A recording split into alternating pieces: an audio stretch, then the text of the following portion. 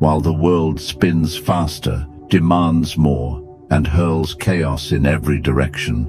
Most people are chasing peace in all the wrong places. They seek comfort when they should be building strength. They avoid pain when they should be learning from it. They run from the storm when they should be learning to stand in it. Marcus Aurelius, the most powerful man in the ancient world, once wrote, "You have power over your mind, not outside events. Realize this, and you will find strength." He didn't write this from a place of luxury or ease. He was leading an empire, fighting wars, facing plagues, and enduring personal loss. And yet, he found something unbreakable within himself. And that's what I want for you. In this video, I'll share 8 real practices, not motivational fluff, not quick hacks, but ancient battle-tested principles that will help you stop crumbling under pressure and start using pressure as fuel. These ideas have helped people not just survive stress, but rise through it. The person you are right now, reading these words, carrying whatever burden you're carrying, you already have what you need to become unstoppable. You don't need perfect conditions. You don't need to wait for the storm to pass. The storm is the path. The struggle is the forge. And the pain, that's the teacher. But here's the truth. Knowledge without action is just entertainment. So I need you to do more than just listen. Like this video if you're ready to commit to your own transformation. Drop a comment and share what stress you're currently battling. Your honesty might lift someone else. Share this with someone who needs it. Subscribe. Stay with me. Every part of this video matters. Now take a deep breath. We're about to forge something unbreakable. Drop this in the comments. I refuse to break. I am becoming unbreakable. Number 1. Don't cope. Dominate your darkness. Most people spend their lives trying to cope with stress, anxiety, and pain. They come up with routines, distractions, and escape plans. But here's the truth. Coping is survival mode. Dominating is transformation mode. Seneca, who faced exile, betrayal, and the looming threat of death, once wrote, "Difficulties strengthen the mind, as labor does the body." He wasn't preaching comfort, he was teaching power. He knew that adversity isn't something to manage, it's something to master. When stress slams into your life, and it always will, your instinct might be to shrink from it, to numb it, to wish it away. But that instinct is keeping you weak. Because the truth is, your darkness is not your enemy. It's your forge. Think back to the last time life pushed you to your limit. A crushing deadline, a broken relationship, a moment when you were on the edge, and yet, you're still here. In that fire, you found something. Strength you didn't know you had. You discovered clarity, focus, power. That's not luck. That's you under pressure, becoming something more. Dominating your darkness doesn't mean ignoring your pain. It means using it. It means shifting from, "Why is this happening to me?" to, "What is this trying to teach me?" Here's a way to start. When you feel overwhelmed, tight chest, racing thoughts, fear rising, pause. Breathe deep 3 times. Then ask, what's the lesson here? Maybe it's time to face a truth you've been avoiding. Maybe it's time to change your approach. Whatever it is, see it as information, not punishment. The ancient Stoics practiced memento mori, remembering death, not to be morbid, but to awaken themselves. Because when you realize time is limited, every hardship becomes a test of your character. Every storm becomes a stage for your growth. Stop settling for survival. Command the storm. Face the darkness and let it sharpen you into something unbreakable. Drop this in the comments. I dominate my darkness and transform every challenge into strength. Number 2. Control the first thought. Kill the weak inner voice. Right now, as you listen to these words, there's a voice in your head. It's judging, worrying, planning, criticizing, and most people? They think that voice is them. They believe every thought they hear. That's the most dangerous illusion you can live under. Even Marcus Aurelius struggled with this. In his private writings, he reminded himself, confine yourself to the present. Because he understood, most of our suffering doesn't come from reality. It comes from the story we tell ourselves about reality. That voice in your head, it's not your friend. It evolved to detect threats, to keep you safe. But in today's world, where growth, not just survival, defines you, that voice becomes your cage. It sounds like this. I can't handle this. This is too hard. What if I fail? Everyone else is doing better. This shouldn't be happening to me. That's not truth. That's programming. It's weakness in disguise. But here's what most people never realize. You are not that voice. You are the one who hears it, and the one who hears it has power. The first thought matters, because it sets the tone for everything that follows. When stress strikes, your brain fires off a reflex thought, fast, automatic, emotional. But between that stimulus and your response is a space, and in that space is your freedom to choose. So here's your training. When pressure hits, catch that first thought. Don't react, just notice it. Oh, there's the voice telling me I'm not enough.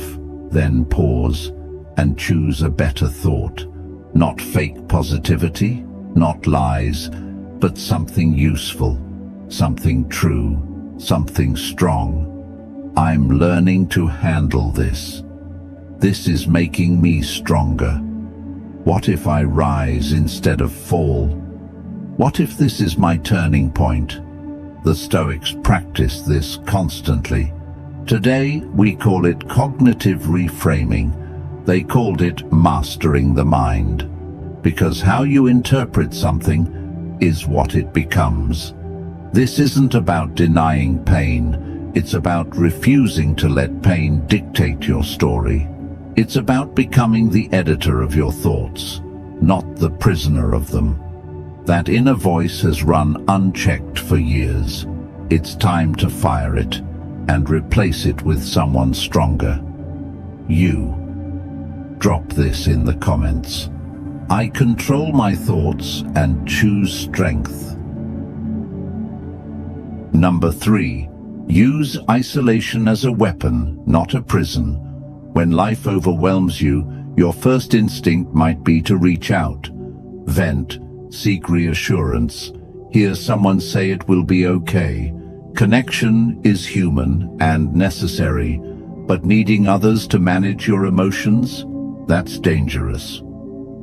Seneca once wrote, "True happiness is to enjoy the present, without anxious dependence upon the future." He found this truth in solitude, not distraction. In isolation, he didn't just survive. He became one of history's deepest thinkers. Isolation scares most people because it strips away distractions, buffers, and excuses. No one to blame, no one to lean on. That's terrifying.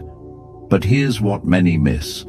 Isolation is where legends are forged. It's where you discover your raw, unfiltered self, when no one else is watching or cheering. Think about the greats. the writer alone with their thoughts, the athlete grinding while the world sleeps, the entrepreneur building quietly when others party, the student studying while friends scroll. Isolation isn't absence, it's self-reliance in its purest form.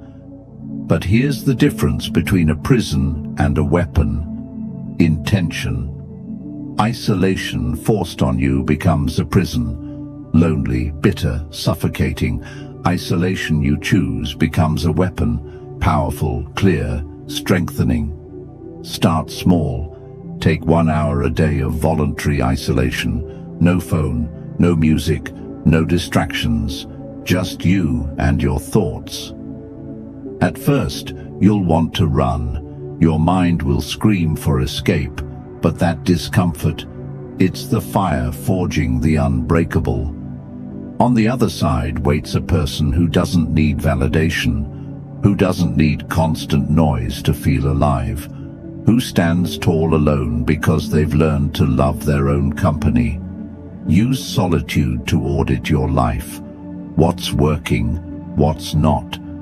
What hard truths are you avoiding? What dreams are waiting for you to fight for? The strongest people aren't those who never feel alone. They're those who crave their own company.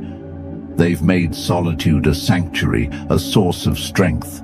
Your isolation isn't a flaw, it's a gift, a chance to build something powerful inside. Don't run from it, weaponize it. Number 4. Train under pressure. Never wait for calm. Most people treat pressure like the enemy. They wait for the storm to pass before they try to grow. They postpone their dreams until life gets easier. They put off building good habits until they have more time. Essentially, they say, "I'll become strong when I don't need to be strong." This mindset keeps people weak forever. Epictetus knew better. Born a slave, he could have waited for freedom and better circumstances. Instead, he used every hardship as training ground. He said, "Don't explain your philosophy, embody it." He didn't wait for perfect conditions to think like a free man. He trained his mind amidst chains, and when freedom came, he was already unbreakable. Pressure isn't the opposite of growth. It is growth's forge. Just as muscles don't grow in comfort but in resistance, your character doesn't develop in ease but in trial. The very stress you resist is the raw material your spirit needs. Here's what training under pressure looks like. When work overwhelms, practice calm. When money tightens, practice gratitude. When critics shout, practice detachment. When exhaustion hits, practice discipline. Most people do the opposite. When stressed, they abandon habits. When tired, they skip workouts. When anxious, they avoid tough talks. When overwhelmed, they neglect self-care. They let pressure make them smaller. Champions see differently. They know the game isn't won in practice when all is perfect. It's won in the final moments when everything's on the line. They don't perform despite pressure. They perform because of pressure. Reframe every stressful moment as training. Stuck in traffic, practice patience. Annoying coworker, practice emotional control. Financial hit, practice resourcefulness. Health setback, practice resilience. Every challenge is a gym for your soul. The beauty of training under fire is that it doesn't just prepare you for future battles, it eases the ones you face now. When you see stress as training, not torture, your nervous system calms. You stop being a victim of circumstance and start being a student of life. Here's your rule. Never waste a crisis. Never waste pressure. Never waste hardship. Use every trial to become the person you aspire to be. Don't wait for calm after the storm. Become the storm itself. Those who thrive under pressure aren't lucky, they're trained. For months, years, turning setbacks into setups, pressure points into power sources. Stop waiting for perfect conditions to be perfect. Start becoming unbreakable right now, with exactly what you have. Drop this affirmation in the comments. I train under pressure and grow stronger. Number 5. Make pain pay rent. Convert every hit into power. Pain will visit your life, whether you invite it or not. The real question isn't if you'll face setbacks, betrayals, losses, or failures. It's whether you'll let that pain live rent-free in your mind, or whether you'll make it pay for the space it occupies by transforming it into something useful. Marcus Aurelius said, "The impediment to action advances action. What stands in the way becomes the way."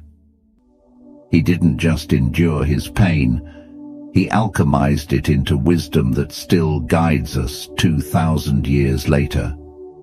Most people let pain make them smaller. They carry hurt like a badge, defining themselves by what happened, not by what they did with what happened. They become professional victims, wearing injuries like armor that actually makes them more vulnerable, not less. But there's another path, the path of the unbreakable. When pain arrives, you don't deny it. You don't minimize it. You definitely don't let it move in permanently. You acknowledge it. You feel it fully. Then you ask the most important question: how can I use this to become stronger? Every betrayal teaches discernment and shows the value of loyalty. Every failure teaches resilience and reveals what doesn't work so you can find what does. Every loss teaches appreciation and shows you what truly matters. Every rejection teaches persistence and proves your worth isn't defined by others' opinions. Here's how you make pain pay rent. First, feel it completely. Don't rush to get over it or move on. Sit with the discomfort. Let it teach you how much you can endure. Most people fear their own pain, but when you stop running from it, you discover you're far stronger than you ever imagined. Second, extract the lesson. What is this experience trying to teach you? Maybe it's boundaries you need to set. Maybe it's patterns you keep repeating. Maybe it's skills you've never thought to develop. Pain always carries a message. Your job is to decode it. Third, use that lesson to serve others. Deepest pain often becomes the foundation for your greatest contribution. The one who's battled depression can help others find hope. The one who survived betrayal can teach trust. The one who lost everything can show what truly matters. This isn't toxic positivity or pretending pain is good. Pain hurts. That's why it's called pain. But refusing to let pain transform you into someone wiser, stronger, and more compassionate, that's the real tragedy. Your scars aren't proof of weakness. They're proof of survival. Your pain isn't your identity. It's your curriculum. Stop letting your hurt define you. Start letting it refine you. Drop this affirmation in the comments. I transform every pain into power. Number 6. Operate in silence. Let discipline speak for you. In a world obsessed with announcing every intention, sharing every struggle, and broadcasting every small victory, the most powerful people do something radically different. They work in silence and let their results do the talking. Epictetus taught, "Be silent for the most part, or if you speak, say only what is necessary and in few words." He understood that true strength doesn't need an audience. Real progress doesn't need applause. And genuine transformation happens in the quiet moments when nobody's watching. The problem with constantly talking about what you plan to do is that it tricks your brain into thinking you've already done it. Psychologists call this social reality. You get a dopamine hit from praise and attention for your intentions, which reduces your motivation to actually follow through. You become addicted to planning instead of committed to doing. Look around. The loudest talkers about their goals are often the slowest movers toward them. They're too busy managing their image to build substance. They perform their growth instead of experiencing it. Silent discipline is different. It's waking at 5 a.m. to work on your dreams while the world sleeps. It's saying no to distractions because your work matters more. It's choosing the hard path when no one's watching, no applause coming. It's building something meaningful while others build social media personas. This doesn't mean becoming antisocial or secretive. It means being selective about what deserves public attention and what deserves private devotion. Your daily habits, your inner work, your character development, these need consistency, not witnesses. There's immense power in keeping your most important work to yourself. When you're not performing for others, you focus fully on the process. When you don't seek approval, you make decisions based on what works, not what looks good. When you don't explain yourself, you save energy to execute. Silence also shields your dreams from negativity. Not everyone wants to see you succeed. Some will try to talk you down, minimize your progress, plant doubt. Operating in silence makes you immune to their interference. Operating in silence looks like this. You train without posting every workout. You build your business without announcing every milestone. You sharpen your skills without seeking validation. You solve your problems without broadcasting struggles. Then, when you do speak, your words carry weight, backed by undeniable action. When you share, people listen, because you're not just talking, you're doing. Let your discipline speak for you. Let your results announce themselves. Let your transformation be so profound people wonder what changed. Not because you told them, but because they see it in how you carry yourself. Stop performing your growth. Start living it. The world needs fewer talkers and more doers. Drop this affirmation in the comments. I let my actions speak louder than my words. Number 7, become dangerous to your old self. The greatest enemy you'll ever face isn't outside, it's inside. Not toxic people, not bad luck, but the version of yourself you used to be. The one who made excuses, settled for less, chose comfort over growth. That person still lives inside you, fighting tooth and nail for survival every day. Seneca nailed this internal war when he wrote, "You act like mortals in all that you fear, and like immortals in all that you desire." He wasn't just talking about fear or dreams. He was calling us out. We hesitate, we delay, we live like we have forever to change, letting our old self win day after day. The brutal truth: your old self must die daily. Because that version, the one with weaker habits, softer standards, louder excuses, can't survive in the same space as your future. You must become so focused, so elevated, so relentless in your evolution that old patterns feel alien in your presence. This is the war between who you were and who you're becoming. If you don't actively destroy your old self, it will keep dragging you back. This isn't self-hatred or rejecting your past. Your old self got you this far, taught you lessons, survived battles, but survival isn't enough anymore. You're not here to get by. You're here to become unbreakable. That means leaving behind every thought, every excuse, every weakness that kept you small. Becoming dangerous to your old self means you can't scroll mindlessly for hours because your time is sacred. You can't complain without action because complaining only feeds your ego. You can't break promises to yourself because your word is your bond. The old you said, "I'll start tomorrow." The dangerous you starts now. The old you said, "I don't have time." The dangerous you makes time by cutting what doesn't matter. The old you said, "I'm not that type of person." The dangerous you creates proof that you are. Here's what this looks like in practice. You stop tolerating mediocrity in any part of your life.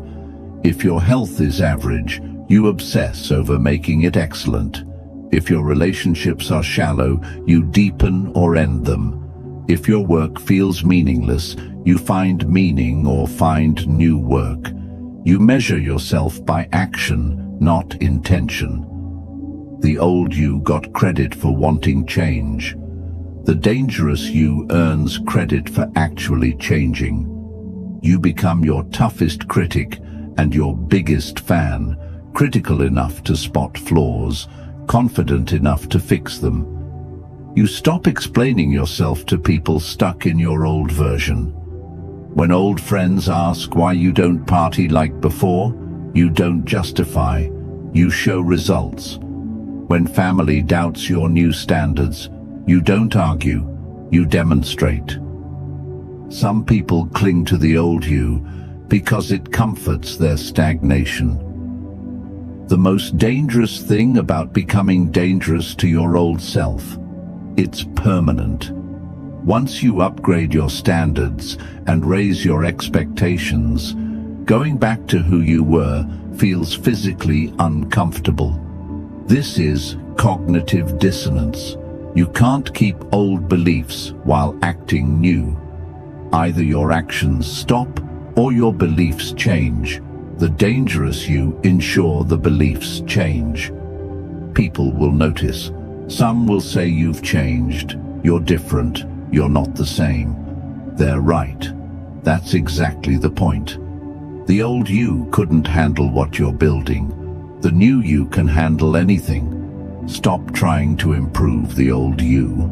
Execute them. Build someone entirely new. Number 8. Anchor to one unbreakable. Why? When everything falls apart, and it will fall apart, the only thing that will keep you standing is knowing why you're fighting in the first place. Not your surface-level goals, not your temporary motivations, but your deepest, most unshakable reason for becoming unbreakable. Viktor Frankl, a Holocaust survivor and psychologist, discovered this truth in the most extreme circumstances imaginable. He wrote, "Those who have a why to live can bear with almost any how." He watched people survive unimaginable horror, not because they were physically stronger, but because they had an unbreakable reason to endure. Most people's motivation is shallow. They want to be successful because success looks good. They want to be fit because fitness is attractive. They want to be disciplined because discipline is admirable. But when the real tests come, when you're exhausted, when progress is slow, when nobody's watching, these surface motivations crumble like paper in a storm. Your unbreakable why isn't about you. It's bigger than your comfort, your convenience, your immediate desires. It's about who you're becoming for the people who depend on you, the example you're setting for those who look up to you, the legacy you're building for those who come after you.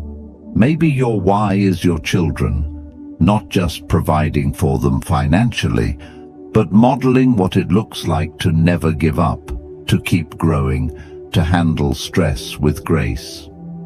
Maybe it's your parents who sacrificed for you, and becoming unbreakable is how you honor their investment. Maybe it's the person you used to be, who needed someone like who you're becoming now. Maybe your why is everyone who told you that you couldn't do it, and your unbreakable nature is your answer to their doubt. Maybe it's everyone who believed in you when you didn't believe in yourself, and your transformation is your way of proving their faith wasn't misplaced. Here's how you discover your unbreakable why. Ask yourself what you would regret not becoming if you knew you only had 1 year left to live. Not what you'd regret not achieving, what you'd regret not becoming. What version of yourself would you be ashamed to leave behind? What growth would you be disappointed you never committed to? Your unbreakable why should make you emotional when you think about it. It should be so important to you that quitting becomes literally impossible. When you're tired, thinking about your why gives you energy. When you're scared, thinking about your why gives you courage. When you're tempted to settle, thinking about your why reminds you that settling is betraying everything you stand for. Write your why down. Make it specific. Make it personal.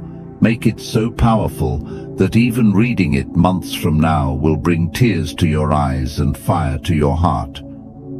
The ancient Stoics understood that nothing great was ever accomplished without a great reason. Your techniques will fail you. Your motivation will fade. Your circumstances will challenge you. But an unbreakable why, a reason so deep it touches your soul, that will carry you through any storm. Don't just want to be unbreakable. Need to be unbreakable for reasons bigger than yourself. You now have 8 practices that can transform you from someone who survives stress into someone who thrives because of it. But here's the truth. Knowing isn't enough. Reading isn't enough. Even understanding isn't enough. The only thing that matters is what you do with what you've learned. Marcus Aurelius wrote, "Waste no more time arguing what a good person should be. Be one." The same applies to being unbreakable.